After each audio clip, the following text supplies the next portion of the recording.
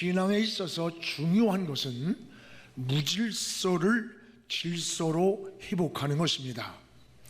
뭐든지 질서가 파괴될 때에 사고가 나고 무너지게 됩니다. 기차가 아무리 육중해도 내로 위에서만 달릴 수 있습니다. 비행기가 그냥 날아가는 것 같지만 비행기가 다니는 항로가 있고, 배가 그냥 가는 것 같지만 뱃길인 해로가 있습니다. 차가 다니는 차도가 있고 사람이 다니는 인도가 있습니다. 이처럼 모든 것이 질서 속에서 평화를 유지하고 안정이 이루어지게 됩니다. 세계가 북한의 핵 문제를 염려하는 것은 국제 질서를 안 지키는 데 문제가 있는 겁니다. 하나님의 창조의 시작은 무질서한 땅을 질서 있게 회복하는 일입니다. 그래서 창세기 1장 2절에 보면 우리 한번 같이 읽어봅시다. 땅이 혼돈하고 또 공허하며 흑암이 깊음 위에 있고 하나님의 영은 수면 위에 운행하시느니라. 땅을 창조하기 전 모습은 혼돈했습니다. 공허했습니다. 흑암이 깊음 위에 있었습니다. 이런 세상을 하나님이 빛을 통해서 질서 있게 창조하셨습니다. 하나님의 빛이 비추면서부터 낮과 밤이 구별이 되었고 땅과 하늘이 구별이 되었습니다. 그러므로 하나님이 없는 세상, 빛이 없는 세상은 혼돈되고 공허하며 무질서하다는 것을 알아야 돼요. 예수님도 하나님을 떠난 종말적인 징조를 무질서라고 표현했습니다. 마태복음 24장 29절에 보면 이렇게 말씀합니다. 우리 같이 읽어봅시다. 그날 환난 후에 즉시 해가 어두워지며 달이 빛을 내지 아니하며 별들이 하늘에서 떨어지며 하늘의 권능들이 흔들리리라. 여기에 해가 어두워지고 달이 빛을 내지 못하고 별들이 떨어지고 해와 달과 별들이 제 기능을 잃었다는 거예요. 이때부터 모든 질서가 깨지는 거예요. 종말에 일어날 무질서한 징조를 이렇게 주님이 표현을 합니다. 이런 무질서가 땅에만 있는 게 아닙니다. 하나님이 없는 정신세계에도 걷잡을 수 없이 무질서하게 무너진다는 것을 잊지 말아야 됩니다. 현대인들은 뭔가 만족이 없습니다. 평안이 없습니다. 풍요해질수록 더 공허해지는 것을 느낍니다. 그러다 보니까 별 회개한 짓을 다 하는 거예요. 만족을 찾으려고, 공허함을 메꾸려고. 영국에서는 짐승의 난자에다가 사람의 정자를 결합시키는 생명체를 실험할 수 있는 법이 통과가 되었습니다. 이 생명윤리, 생명논란이 심각합니다. 여러분 생각해 보십시오. 만약에 짐승과 사람이 결합해서 태어나는 생명체라면 그게 사람 새끼입니까? 짐승 새끼입니까? 이것은 돌이킬 수 없는 이 땅의 무서운 재앙이 될 것입니다. 근본적으로 인간이 스스로 창조 질서를 파괴시키고 있다는 거예요. 그런데 지금 우리나라도 여러분 NAP라고 하는 국가인권정책 기본계획을 통과시켰습니다. 그리고 이를 통해서 차별금지법을 만들고 있어요. 만약에 이런 것이 통과된다면 우리는 동성애를 죄라고 설교를 할 수가 없습니다. 성경대로 가르칠 수도 없습니다. 성경도 다시 번역을 해야 됩니다. 이것은 사회적으로 육체뿐만 아니라 우리 젊은 세대의 정신세계와 가치관이 황폐해지고 병들게 하는 아주 무서운 일들이에요. 동성애도 마찬가지예요. 변태적인 이런 성행위가 근본적으로 가정 질서를 파괴합니다. 정신세계를 파괴시키고 에이즈와 같은 무서운 질병이 창궐하는데도 에이즈에 걸려서 청소년들이 동성애 때문에 80, 90%가 넘는데도 통계를 발표를 못하게 합니다. 여러분, 지금 이런 창조의 질서가 파괴하는 행위, 지금 정신세계가 걷잡을 수 없이 무질서하게 파괴가 돼요. 요즘은 양성평등을 성평등으로 이렇게 바꾸고 있습니다. 이게 비슷한 말 같고 그냥 관심 없게 사회 사람들은 지나가요. 그러나 양성평등과 성평등은 전혀 다른 세계예요. 양성이라는 말은 남자와 여자가 평등하다는 말은 창조 질서입니다. 우리가 지금 성평등이라는 젠더 이퀄리티라고 합니다. 이것은 남녀가 구별이 안 돼요. 그뿐만 아니라 사람이나 짐승이나 모든 성은 다 같다는 거예요. 수십 가지 성이. 그래서 영국에서는 여러분, 개하고 사람하고 결혼식을 하는데 이걸 법적으로 허락을 하는 거예요. 개새끼하고 사람하고 결혼을 하는 거예요.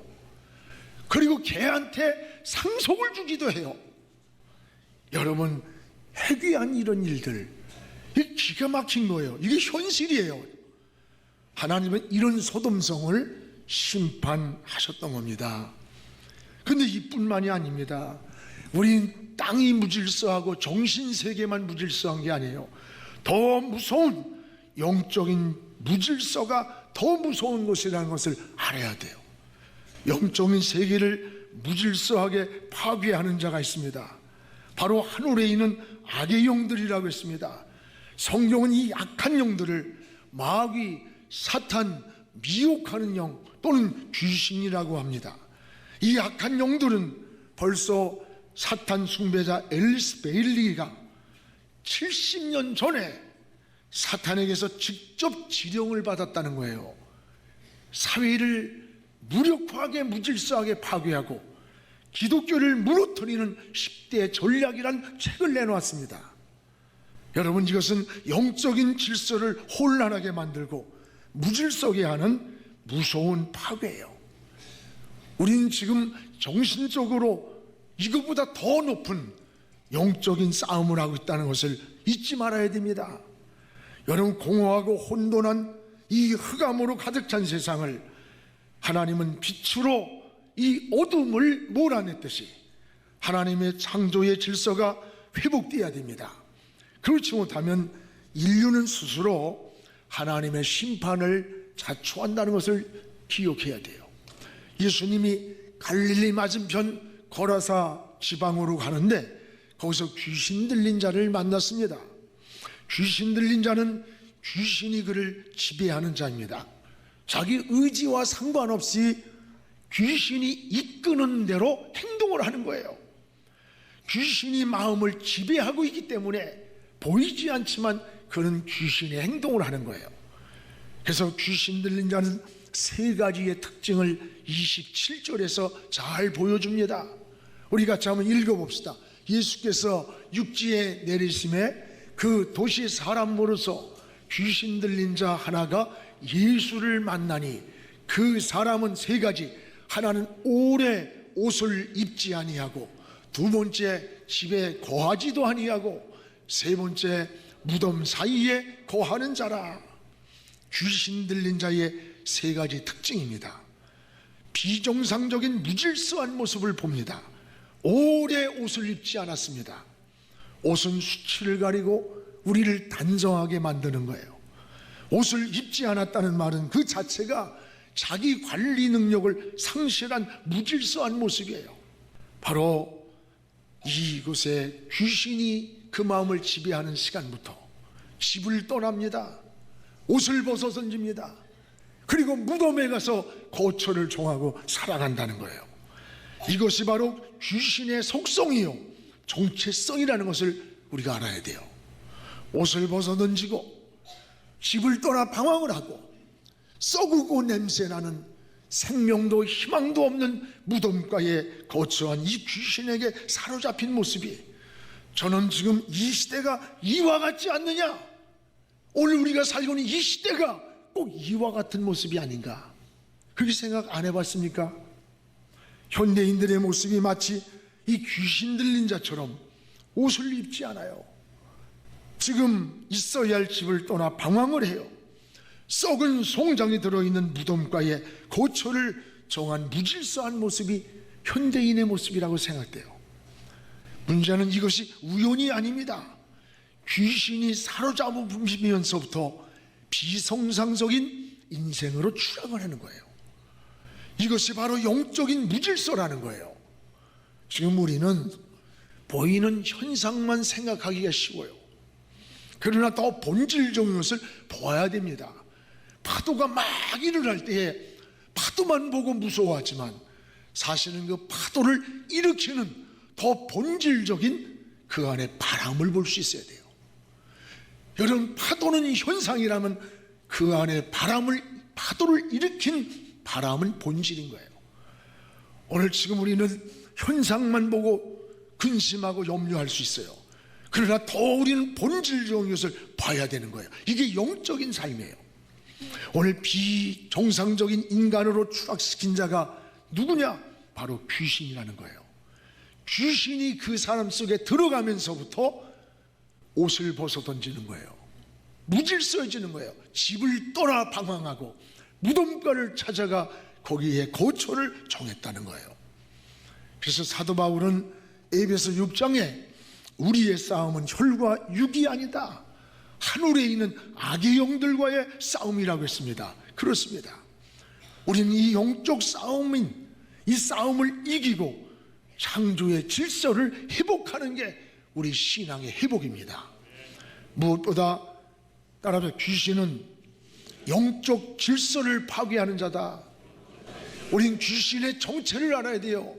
이 귀신이 하는 건 뭐냐? 영적 질서를 파괴하는 자예요. 귀신은 예수님을 보고 어떻게 반응을 했느냐? 오늘 18절을 우리 같이 읽어보겠습니다. 18절, 예수를 보고 부르짖으며 그 앞에 엎드려 큰 소리로 불러 이르되, 지극히 높으신 하나님의 아들 예수여, 당신이 나와 무슨 상관이 있나이까? 당신에게 구하오니 나를 괴롭게 하지 마옵소서. 여기 예수를 보고 그랬으면 예수를 보고 기뻐하는 것이 아니라 부르짖으면서 몸부림을 치는 거예요. 날 괴롭게 하지 말라고. 예수를 보고 피하려고 몸부림을 칩니다. 이것이 귀신의 본질이요 귀신의 정체성이라는 걸 알아야 돼요. 우리는 예수님을 그토록 사모합니다. 그런데 귀신 들린 자의 특징은 예수를 싫어하는 거예요. 예수를 피하려고 몸부림을 칩니다. 왜 싫어할까? 예수님은 세상에 빛으로 오셨어요. 이 귀신은 어둠의 영이에요. 빛이 오면 어둠은 쫓겨나야 돼요. 또한 귀신은 생명이 없는 영이에요. 생명을 가지신 주님이 오실 때 생명 없는 영은 쫓겨나기 때문에 귀신이 주님을 만날 때 괴로워하면서 나와 무슨 관계가 있느냐, 날 떠나달라고 몸부림을 치는 거예요. 또한 예수를 보고 싫어했던 이유는 29절에 이렇게 나와 있습니다. 더러운 영이기 때문이다. 29절에 우리 같이 읽어봅시다. 29절을, 이는 예수께서 이미 더러운 귀신을 명하사 그 사람에서 나오라 하셨습니다. 더러운 귀신이라는 거예요. 더러운 귀신이 거룩한 주님 앞에 나올 수가 없습니다. 그래서 예수를 싫어하며 나를 떠나달라고 몸부림을 치는 거예요. 여러분, 우리가 거룩한 마음, 깨끗한 삶을 살면 귀신이 틈을 타고 들어오지 못하는 거예요. 그런데 지금 이 시대가 주님을 거부하고 성경에서 하지 말라고 하는 것만 추구해요. 보세요, 이 사회가 모두가 온통 사회, 문화, TV, 드라마를 보세요. 뒤틀린 사랑, 또 잘못된 사랑을 아름다운 사랑으로 미화시키고 있어요. 어느 정도만이 자기 엄마를 아들이 사랑해서 결혼을 하자는 거야. 결혼. 여러분, 이게 상식이 통하는 말입니까? 가정관계, 부부관계, 정상적인 질서를 파괴시키는 거예요. 사회가 부패하고 타락할 때 우리는 큰일 났다고 현상만 보고 말할 것이 아니라 더 깊은 본질을 보는 게 신앙이에요. 이 본질이 뭐예요? 오늘 이 사람을 무질서하게 만든 것, 이것은 그 사람 속에 들어간 귀신이었다는 거예요. 우리는 이 영적 싸움을 잘 싸워야 된다는 것을 기억하시기를 주의 이름으로 축원합니다. 그러면 이 귀신의 정체가 뭡니까? 여러분, 적을 이기려면 적을 바로 알아야 된다는 거예요. 28절에 귀신도 예수님을 누구인지 안다는 거예요. 안다는 거. 우리 28절을 다시 한번 읽겠습니다. 예수를 보고 부르짖으며 그 앞에 엎드려 큰 소리로 불러 이르되 지극히 높으신 하나님의 아들 예수여, 당신이 나와 무슨 상관이 있나이까? 당신께 구하오니 나를 괴롭게 하지 마소서. 지극히 높으신 하나님의 아들이라는 것을 귀신도 알았습니다. 귀신도. 여러분, 신앙은 아는 것과 믿는 것은 다른 거예요. 신앙은 지식으로 알고 철학으로 알고 머리로 아는 게 아니에요. 귀신도 예수를 알았어요. 신앙은 아는 것을 넘어 믿는 겁니다. 하나님 말씀을 믿을 때에 성경이 해석이 되고 깨달아지고 하나님의 능력을 체험하게 되는 거예요. 믿는 것과 아는 건 달라요. 믿는다는 말이 뭡니까? 마음의 주님을 구주로 영접하고 전 인격적으로 인생을 하나님께 맡기는 거예요. 내가 염려하던 거, 무거운 짐, 인생의 진로, 행사를 다 맡기는 것, 이게 믿음이에요. 여러분도 아는 것을 넘어서 믿는 자가 되기를 주의 이름으로 축원합니다. 또한 29절에 귀신이 들어온 목적이 있어요. 목적이. 귀신이 들어온 목적이 뭐냐? 29절에 잘 나타나 있어요. 우리 한번 29절을 같이 읽겠습니다. 이는 예수께서 이미 더러운 귀신을 명하사 그 사람에게서 나오라 하셨습니다. 귀신이 가끔 그 사람을 붙잡는데 그를 쇠사슬과 고랑에 매어 지켰지만 그 맨 것을 끊고 귀신에게 몰려 광야로 나갔더라. 여기 귀신이 들어온 목적이 뭐예요? 귀신은 인간을 파괴시키는 자예요. 한 번 붙잡으면 영혼도 파괴하고 육체도 걷잡을 수 없이 파괴되는 거예요. 여기 쇠사슬로 묶어 놓았는데 그것을 끊고 귀신이 이끄는 대로 귀신 들린 자가 따라가는 거예요. 귀신은 영물입니다. 우리 눈에 보이지 않습니다. 우리 힘으로 제어할 수 없이 이길 수 없습니다. 그러나 염려하지 마십시오. 주님이 이기셨습니다. 주님이 귀신을 향해 나오라 명령할 때 나왔습니다. 그러므로 우리도 주님의 이름을 의지해야 돼요. 내가 이기는 거 아니에요. 귀신은 여러분을 무서워하지 않아요. 목사를 무서워하지 않아요. 장로를 무서워하지 않아요. 귀신은 여러분 속에 계시는 예수 그리스도, 그분을 무서워하는 거예요. 여러분 속에 계시는 예수님, 그분을 보고 몸부림치면서 나가는 거예요. 또 나가는 거예요. 오늘 사랑하는 여러분, 항상 주님의 이름을 의지하십시오. 주님의 이름을 부르시기 바랍니다. 여러분 속에 계시는 그 예수 그리스도요, 그분의 이름을 가지고 나갈 때 어둠의 영들이 사라지고 귀신이 떠나갈 줄로 믿습니다.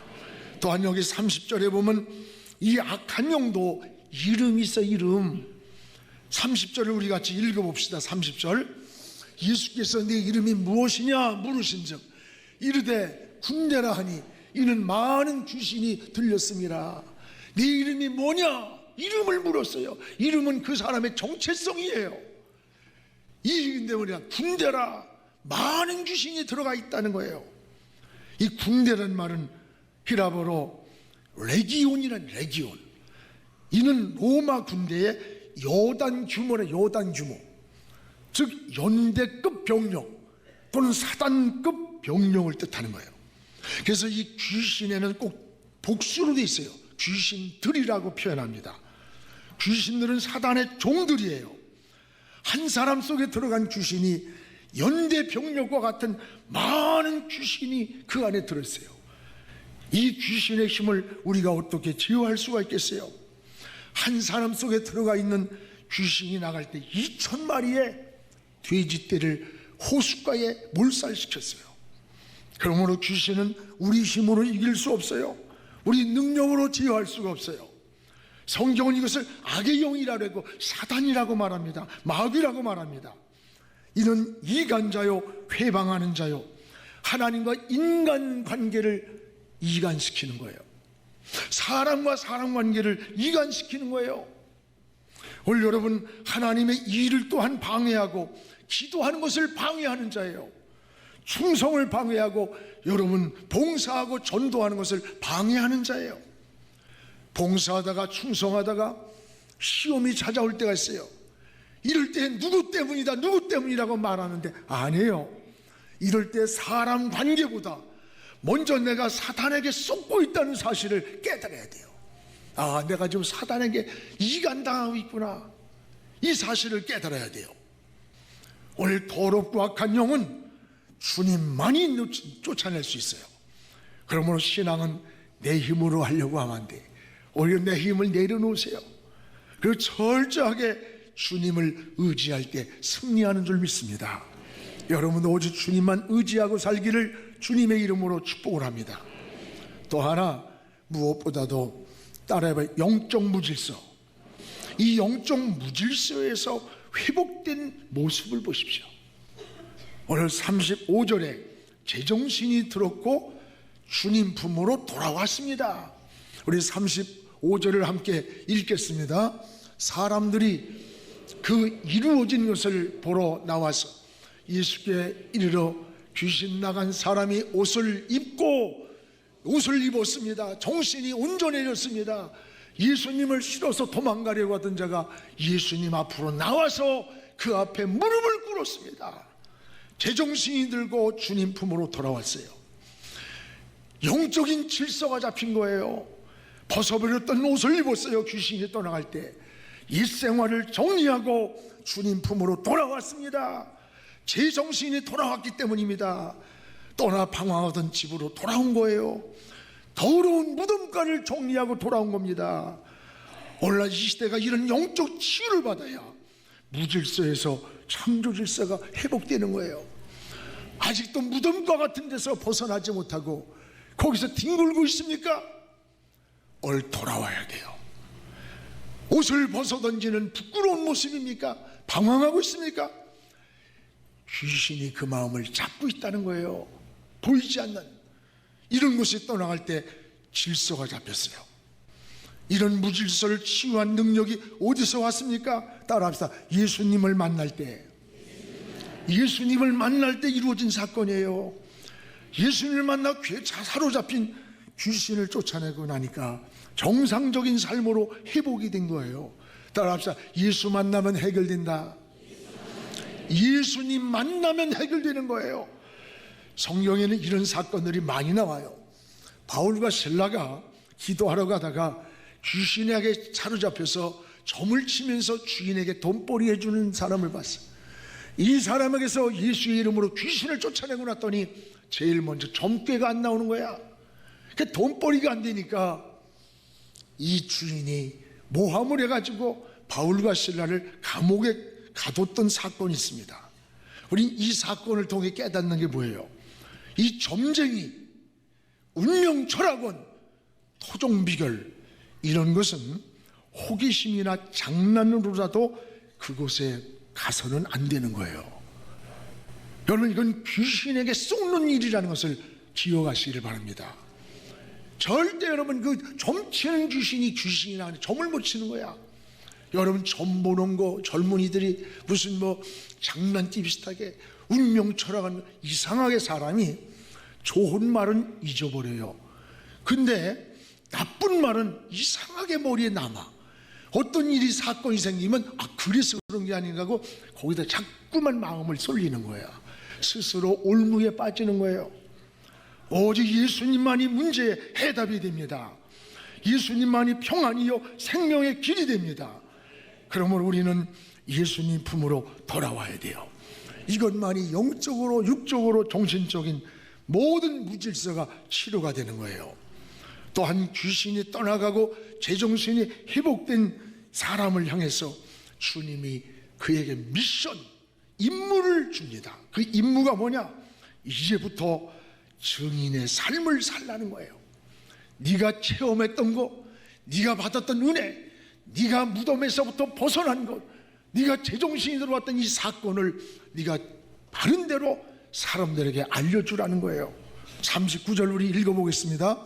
39절 집으로 돌아가 하나님이 내게 어떻게 큰 일을 행하였는지를 말하라 하시니 그가 가서 예수께서 자기에게 어떻게 큰 일을 행하셨는지를 온 성내에 전파하니라. 그렇습니다. 제정신을 났을 때 너 집으로 돌아가라. 내가 어떻게 이렇게 문제가 해결되었는지를 주변 사람들에게 말하라는 거예요. 증인이 되라는 증인. 그렇습니다. 오늘 여러분, 하나님의 모든 은혜는 하나님을 증거하라고 주신 거예요. 여러분이 건강을 치유해 주신 목적이 있다면 복음을 전하는 증인의 삶을 살라고 주셨다고 깨달아야 돼요. 남다른 축복을 받았다면 오히려 신앙이 나태하고 교만해지는 것이 아니라 하나님의 은혜라고 복음의 증인으로 쓰임받기를 바랍니다. 자녀가 잘 있다면 그것을 자랑만 하지 말고 하나님의 은혜로 내 자녀를 높여줬어요. 지혜를 줬어요. 축복해 주신 거예요. 예수를 전하는 증인이 되시기 바랍니다. 주님이 오신 목적이 영혼을 구원하기 위해서 이 땅에 오셨어요.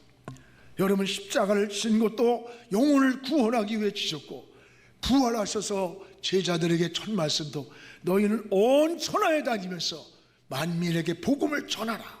그리고 이 땅을 떠나시면서 마지막 당부가 가서 제자를 삼으라는 거예요. 여러분은 어느 곳에 있든지 예수를 전하는 증인의 삶이 되기를 주의 이름으로 축원합니다.